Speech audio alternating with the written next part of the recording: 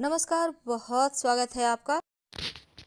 कार्तिक के महीने में सूखी हुई तुलसी की लकड़ी के कुछ महाप्रयोग बताए गए हैं विष्णु पुराण में। इस प्रयोग को करने से धन संपदा की कभी कमी नहीं होती।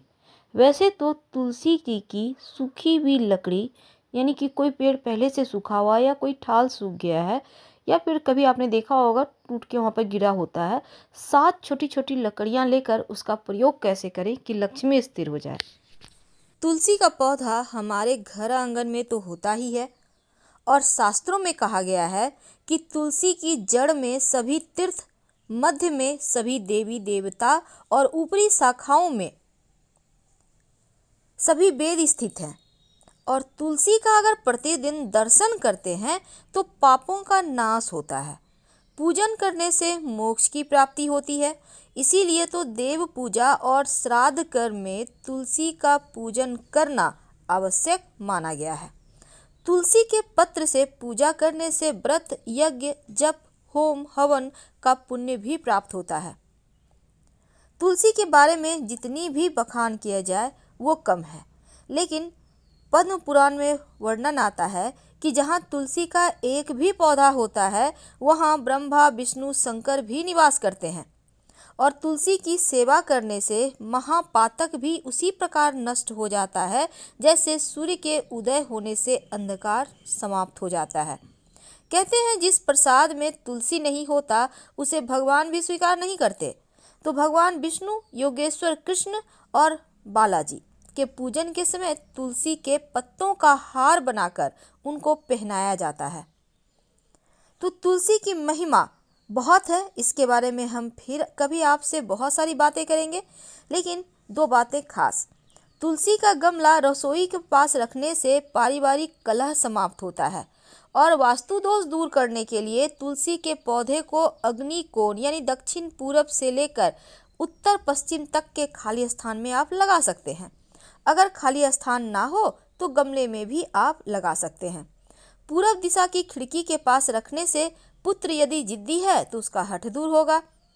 संतान अपनी अगर मर्यादा से बाहर है, नियंत्रण में नहीं है, तो तुलसी को पूरब दिशा में रखें। तुलसी के पौधे में से 3 पत्ते किसी न किसी रूप में संतान को खिलाते रहें तो संतान आपका आज्ञाकारी होगा।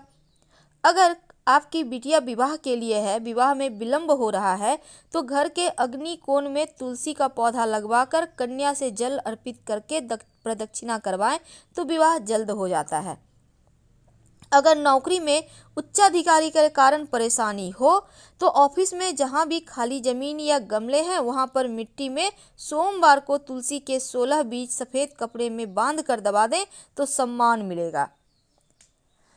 तो तुलसी लाल किताब में भी कहा गया है कि बुध ऐसा ग्रह है जो अन्य ग्रहों के अच्छे और बुरे प्रभाव जातक तक पहुंचाता है और तुलसी बुध का कारक भी है। बुध का प्रभाव हरे रंग पर है और बुध को पेड़ पौधों का कारक माना जाता है। तुलसी का जो पौधा होता है जैसे ही सूख जाता है तो सबसे पहले घर से बाहर निकाल देना चाहिए, वरना निगेटिव एनर्जी बढ़ती है। लेकिन तुलसी के पौधे की जो जड़ होती है इसमें तिलस्मी शक्ति होती है, धन को खींचने की शक्ति होती है। तो आप एक काम करें, आप सबसे पहले तो आपको चाहिए होगा, अगर आप चाहते हैं चंद्रमा, राहु, केतु सब शांत रहे, लक्ष्मी प्रसन्न रहे, तो आप तुलसी की लकड़ी सूखा हुआ ले लें या जड़ ले लें और तुलसी का पत्ता ले लें सूखा हुआ या सुखा लें। इसको कूट कर पाउडर मिला लें और थोड़ा सा नमक ले लें। इन तीनों चीज़ों को मिलाकर एक डब्बे में स्टोर करके रख लें। अब रोज नहाते समय आप किसी भी मंत्र का उच्चारण करें, जैसे ओम नमो नारायणाय, इस मंत्र का जप करें और ये जो मिश्रण है उसको 1 चुटकी नहाने के पानी में डालकर नहाएं। फिर देखिए कैसे तरक्की होती है। तो कार्तिक माह के शुक्ल पक्ष की त्रयोदशी तिथि को याद रखिए, कार्तिक माह के शुक्ल पक्ष की त्रयोदशी तिथि को तुलसी के पौधे की सूखी हुई छोटी छोटी पतली पतली 7 लकड़ी ले लें। उसको रुई के सहारे या कच्चा सूत के सहारे अच्छे से लपेट कर एक मिट्टी के दिया में डालें। इसमें फिर आप घी डालें। आपके आसपास जहाँ भी कोई मंदिर है या अगर मंदिर आसपास आप नहीं जा सकते नहीं है तो आप घर में भी ये प्रयोग कर सकते हैं। लेकिन शिव जी के मंदिर में ये दिया नहीं जलाना है। जब भी जलाएंगे श्री हरि विष्णु भगवान श्री कृष्ण के सामने जलाएंगे और शाम के वक्त जलाकर आरती करना है। धन स्थिर हो जाता है, लक्ष्मी स्थिर हो जाती है, धन की कमी नहीं होती। हम आपसे विदा लेते हैं। ये प्रयोग जरूर कीजिए। पसंद आए तो लाइक कर सब्सक्राइब करें, शेयर करें, कमेंट करें।